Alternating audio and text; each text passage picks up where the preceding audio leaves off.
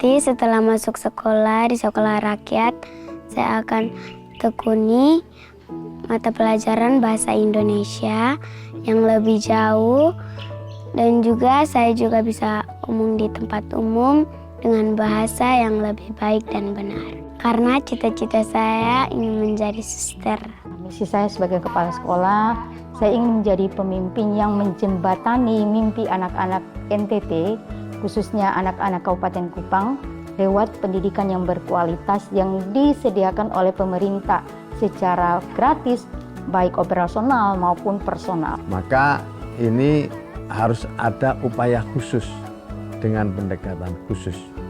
Maka Presiden memilih jalan yang terpuji dan teruji untuk mengentaskan kemiskinan itu melalui pendidikan.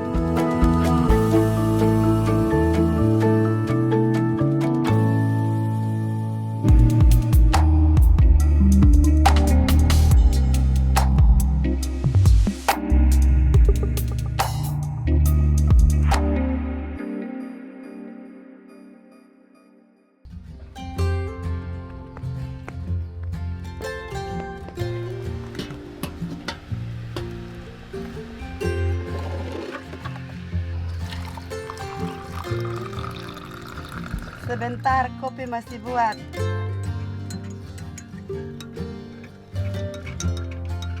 Perkenalkan, nama saya Paulus Mansula, istri saya nama Leli Paut, anak saya 4.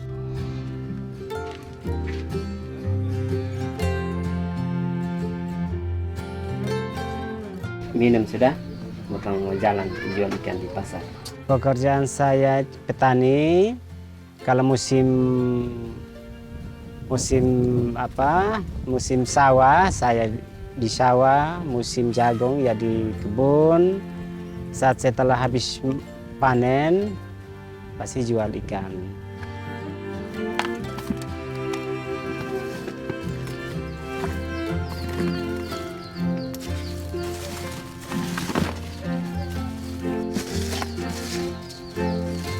Yang sekolah di sekolah rakyat itu anak kedua, namanya itu Kristo Mansula. Ya, yang saya harapkan dari Kristo itu dia bisa sukses, dia bisa mandiri sendiri, bisa sukses, bisa membanggakan orang tua. Itu saya harapkan dari Kristo.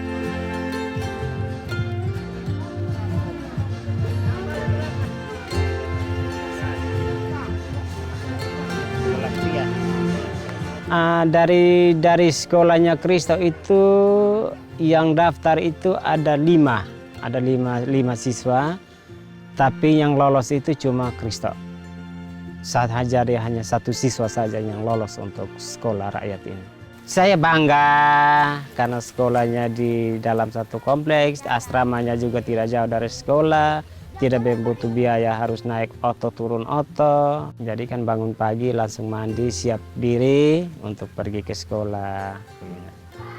Daripada sekolahnya di luar mesti naik kendaraan turun sini naik sana itu agak repot juga. Iya, waktu dengan adanya ini karena dari tim itu sudah jelaskan bahwa sekolahnya ini sekolah gratis, semua fasilitasnya itu dibantu oleh pemerintah. Jadi dia bilang sudah untuk sekolahnya di sana sudah supaya bisa membantu meringankan beban orang tua.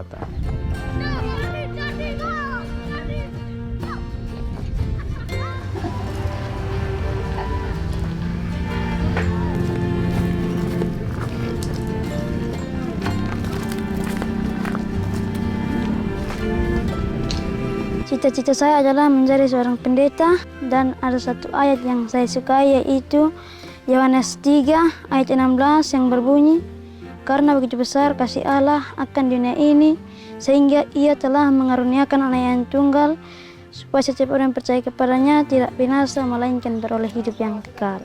Saya berharap setelah saya masuk sekolah rakyat, saya bisa menjadi orang yang sukses dan membanggakan orang tua dan membahagiakan mereka. Amin.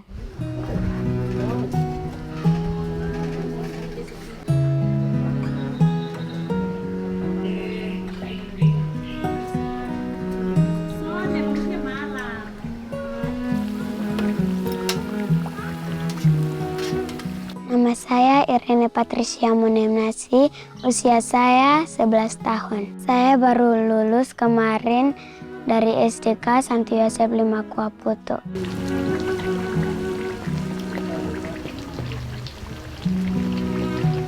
Kalau saya biasa bantu mama itu ulik lombok, terus jaga anjing supaya jangan makan gorengan, bantu mama buat adonan.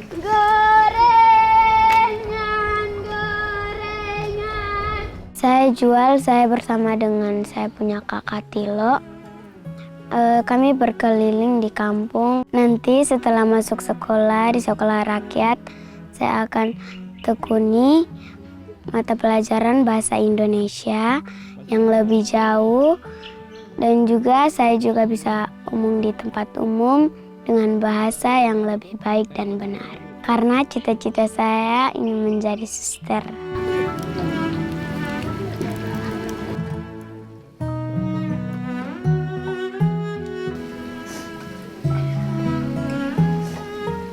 Dia sudah pulang kampung, orang TTU. Sudah pulang kampung dari tahun 2020. Sebelum itu juga 5 tahun sebelumnya itu dia sudah tidak bertanggung jawab lagi. Saya urus anak-anak sendiri. Itu biasa tantangan itu ekonomi. Jadi dari anak pertama itu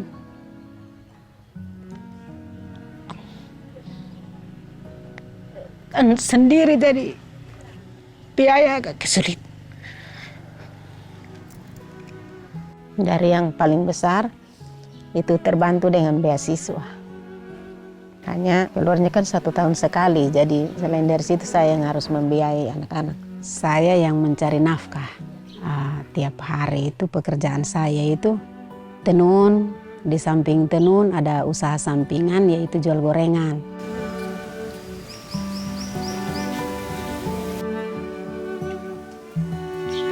Mama, ini benar. Sudah. Sudah. Terima kasih banyak. Sama-sama. Dia bilang iya, anak. Dari sekolah SDK Santo Yosep Putu ini ada 5 orang anak. Jadi 1 diantaranya Irene. Jadi dari Pak bilang kami siapkan di sana fasilitas untuk tinggal di asrama. Dan semua biaya sekolah rakyat itu dibiayai oleh pemerintah. Jadi Sepung Nona dengan senang hati dia terima. Saya memang berat karena bungsu. Tapi melihat kembali ekonomi saya bilang biar dia masuk untuk membantu saya meringankan beban di rumah. Mama, Oto sudah datang.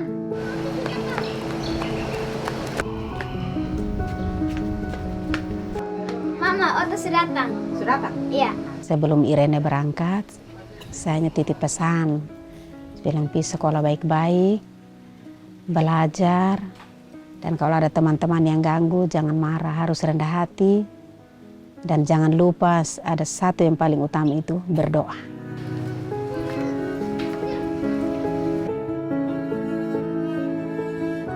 Nah, bilang sekolah baik-baik supaya bisa mandiri, supaya bisa sukses mama, supaya kau jangan susah lah begini. Sampaikan ke mama supaya mama tetap sabar. Mama tuh di kampung negara supaya bisa angkat mama pun daraja, ya? Walaupun kau jauh dari mama, mama tetap sabar.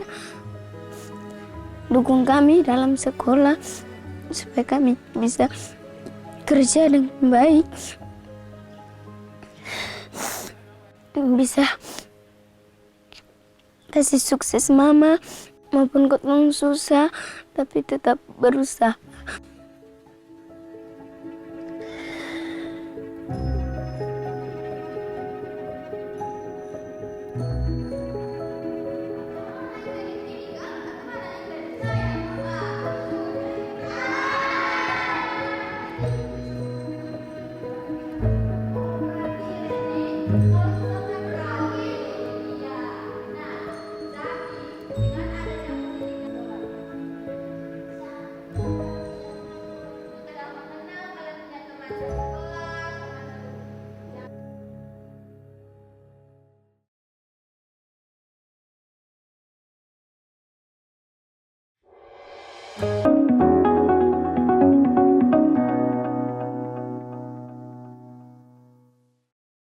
Nikmati kumpulan lagu-lagu terbaik dari para musisi ternama Bali dengan alunan melodi yang khas, lirik yang menyentuh hati, dan visual yang memukau. Umpam yang tiang dadik kembali baliku.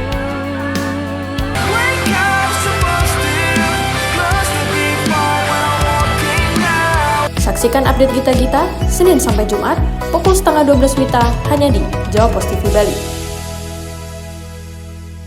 Ikuti berita terkini dari Amerika Serikat dan dapatkan informasi terbaru tentang kejadian yang sedang hangat dibicarakan. Akhirnya tak menyertakan larangan turun. Sebagian imigran tak bersurat berhasil mendapatkan legalitas. Tapi bagaimana dengan sapi laut? Ada setidaknya 3 isu utama yang mereka suarakan. Pertama, saksikan update terkini Senin sampai Jumat pukul 4 sore waktu Indonesia Tengah hanya di Jawa Post TV Bali.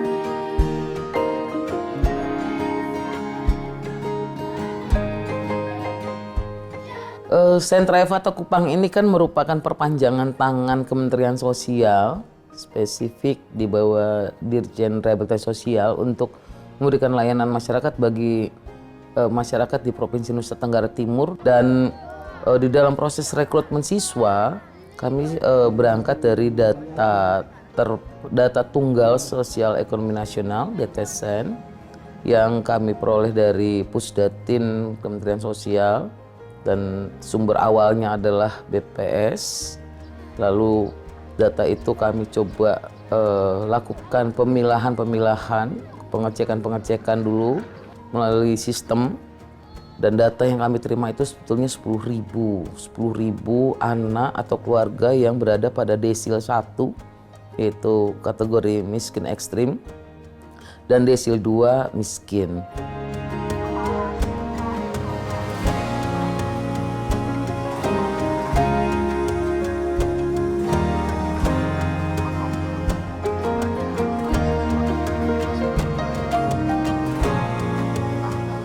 Saya sebagai kepala sekolah, saya ingin menjadi pemimpin yang menjembatani mimpi anak-anak NTT, khususnya anak-anak Kabupaten Kupang, lewat pendidikan yang berkualitas yang disediakan oleh pemerintah secara gratis, baik operasional maupun personal. Jadi, saya sudah mengikuti retret bersama 52 orang lainnya se-Indonesia dari tanggal 16 sampai dengan 20 Juni 2025 yang lalu. Ada berbagai materi yang kami peroleh di sana ya, termasuk kedisiplinan, bela negara. Nah, hal-hal seperti ini sangat penting untuk kami sebagai pimpinan mendisiplinkan diri terlebih dahulu agar kami mampu untuk mendisiplinkan guru, tenaga kependidikan, dan juga tenaga lainnya yang seperti wali asuh, wali asrama, baru nanti dilanjutkan kepada para siswa. Nah, kalau kedisiplinan ini sudah terbentuk di kami sebagai pimpinan, maka untuk ke siswa pasti akan lebih mudah.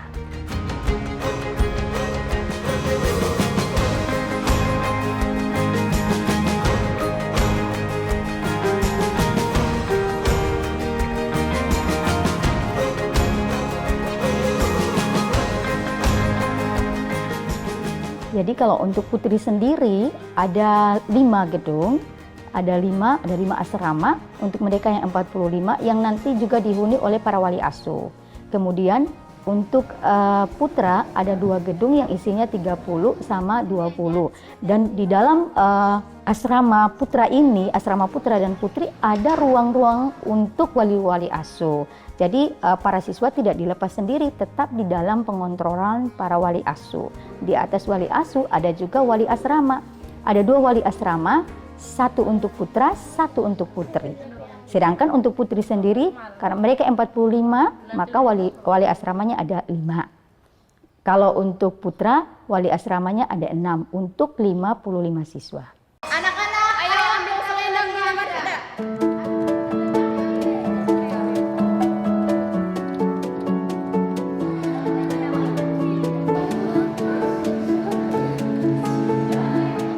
Setelah jam pembelajaran, mereka istirahat. Nanti mereka ada lagi kegiatan-kegiatan lainnya. Nah, ada kegiatan keterampilan. Mereka ada kegiatan yang melibatkan potensi minat dan bakat anak. Nah, minat dan bakat anak ini sudah kami petakan sejak mereka awal masuk. Jadi lewat perbincangan, lewat kuis, kami tahu oh anak ini memiliki potensi apa, menari, menyanyi, bahasa dan lain-lain. Nah, potensi-potensi ini ya akan kami maksimalkan pada kegiatan-kegiatan ekstrakurikuler dan lain-lain.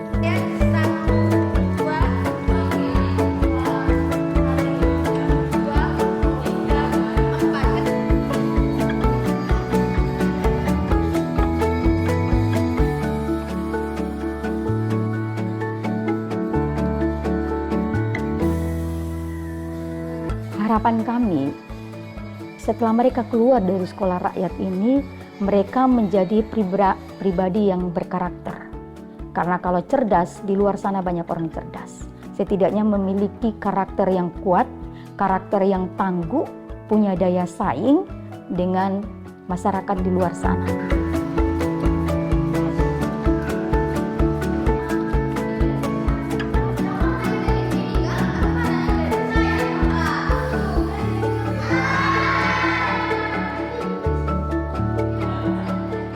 Saya di sekolah rakyat ini saya terpanggil Ibu, dan saya sudah memilih untuk menjadi seorang guru, dan menjadi seorang guru berarti siap mengabdi. Ketika saya mendapatkan informasi bahwa ada sekolah rakyat, yaitu sekolah yang diberikan untuk anak-anak yang kurang mampu untuk mengakses pendidikan, saya sangat bersemangat. Jadi dimanapun penempatannya, dimanapun tempatnya untuk saya mengabdi, saya siap mengabdi. Untuk metode pembelajarannya nanti Bu, saya mungkin akan menggunakan metode problem based learning dan project based learning. Jadi saya lebih bagaimana peserta didik lebih terlibat aktif dan langsung mempraktekkan apa yang mereka dapatkan. Begitu mereka mendapatkan teorinya, bisa langsung dipraktekkan. Dan saya usahakan agar siswa itu lebih aktif mencari tahu dan lebih aktif untuk membangun konsep pemahaman mereka tentang materi yang diajarkan.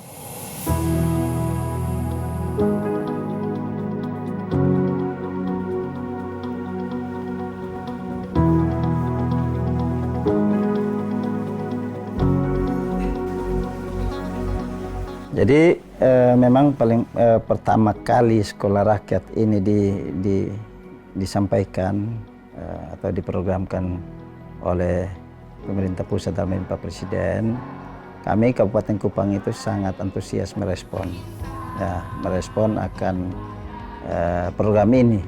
Nah, di Kabupaten Kupang itu yang terdata itu ada 11.628 anak-anak yang tidak sekolah. Yang memang tidak sekolah sama sekali itu ada di angka 8.700-an. Sedangkan yang drop out ya itu ada 1.400-an, dan yang tidak lulus atau tidak melanjutkan itu ada 1.500-an. Nah, untuk itu kita juga karena melihat bahwa ini menjadi sesuatu yang sangat penting untuk dicari solusi di dalam penyelesaian ini, maka sebagai Bupati Kupang telah mengeluarkan peraturan bupati untuk penanganan masalah ini supaya agar apa? Agar anak-anak ini bisa kembali bersekolah dengan keberadaan sekolah rakyat ini.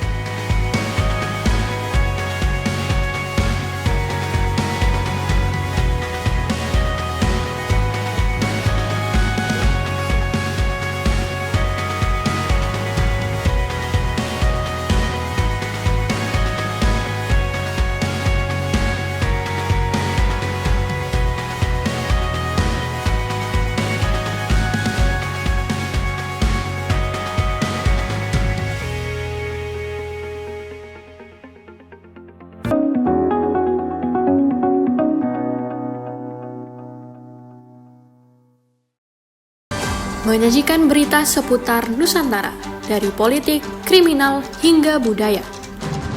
Angkatan Laut terus berupaya membongkar pagar laut yang berada terhadap seorang anak berusia 14 tahun. Mengadakan pertemuan dengan utusan khusus Presiden bidang. Saksikan Beranda Nusantara Senin sampai Sabtu pukul 11 WITA hanya di Jawa Pos TV Bali. Jelajahi kekayaan sejarah dan keindahan alam Jawa Tengah. Temukan cerita di balik tempat-tempat ikonik dan nikmati pengalaman yang tak terlupakan. Tiga sendiri diambil dari nama Ratu Belanda waktu itu yang kemudian diabadikan sebagai nama bangunan. Dan keluaran terbaru juga ada. Karena memang sampai saat ini. Saksikan Jejak Kota setiap minggu pukul 11:30 WITA hanya di Jawa Pos TV Bali.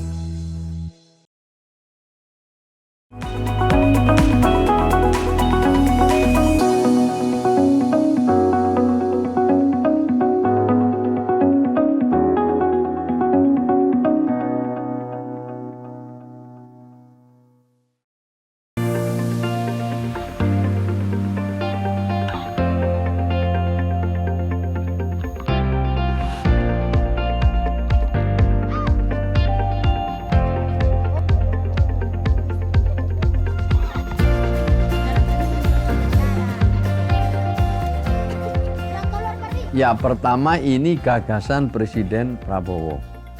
Dan ini adalah program Presiden Prabowo. Kami bersama kementerian yang lain ini berusaha menerjemahkan apa yang menjadi gagasan Presiden itu melalui Inpres nomor 8 tahun 2025. Dalam pemahaman kami, apa yang digagas oleh Bapak Presiden Prabowo ini melihat beberapa hal. Saya lihat dari beberapa sisi ya. Sisi yang pertama itu saya lihat ini berusaha untuk memuliakan keluarga miskin. Mereka yang tersisihkan, mereka yang tertinggal, mereka yang tidak terbawa dalam proses resmi pembangunan kita. Dua, juga mereka putra-putrinya tidak mendapat dukungan lingkungan yang berkualitas agar mereka bisa belajar dengan baik.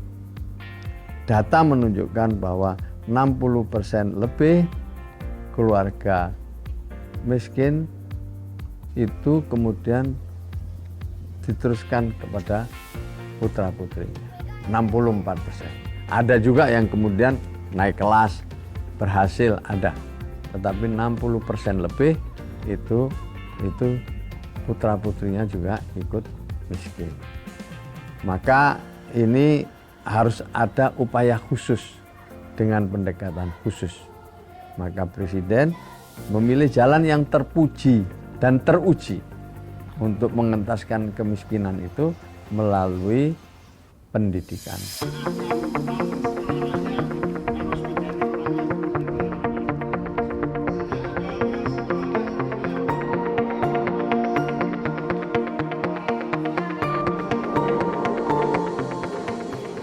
Jadi jargon yang pertama atau key point, kata kunci yang pertama tadi itu adalah memuliakan.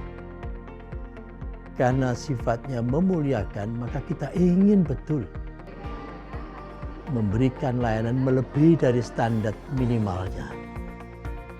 Dari situlah maka mereka tidak cukup sekolah seperti sekolah biasa, sekolah reguler.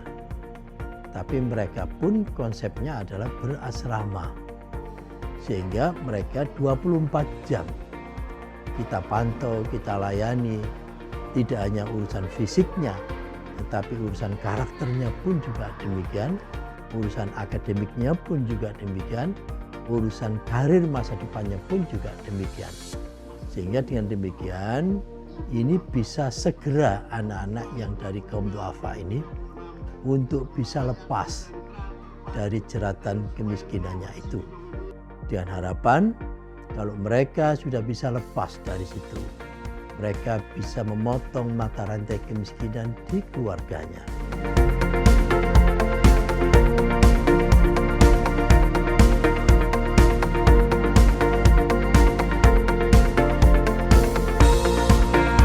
Yang jelas, mereka harus kita berikan harapan besar. Karena yang tersisa dari orang miskin, harta satu-satunya yang tersisa dari orang miskin, yaitu asa. Jangan biarkan asa sebagai satu-satunya tadi itu putus, menjadi putus asa. Oleh karena itu kita bangkitkan self confidence mereka, kita bangkitkan social cohesion mereka, kita bangkitkan empati sosial mereka, sehingga mereka itu nanti meskipun sekarang berat iya, tetapi harapan ke depan jauh lebih dahsyat.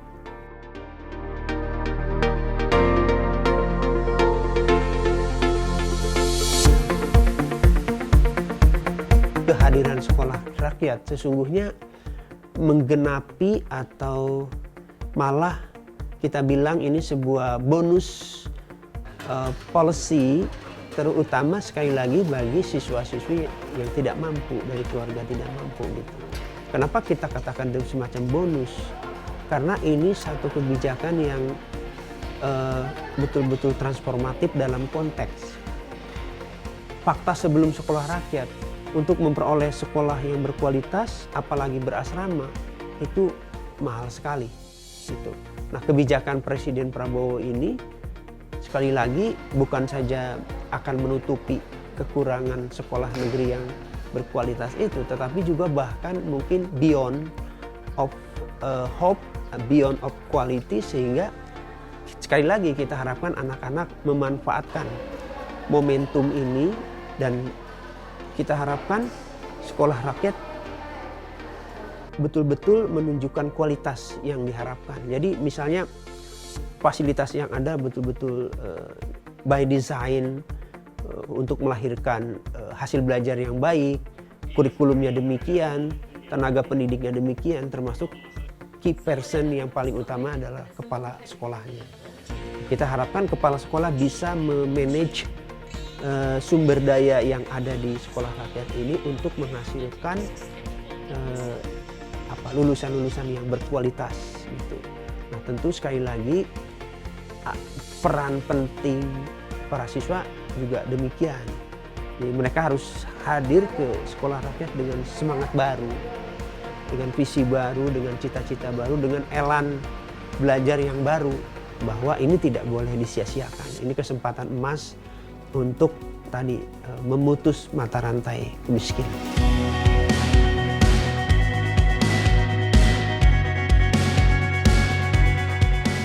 Kalau ini menuju Indonesia Emas tahun 2045 kan 20 tahun lagi. Sekarang umur mereka itu misalnya 10 tahun lah, sampai 15 tahun. Tambah 20 tahun mereka udah usia 30-40, usia produktif. Usia yang luar biasa itu. Kalau dia punya kapasitas, punya kemampuan, punya suatu tekad yang kuat, akan mereka menjadi pribadi-pribadi yang sanggup mengatasi tantangan.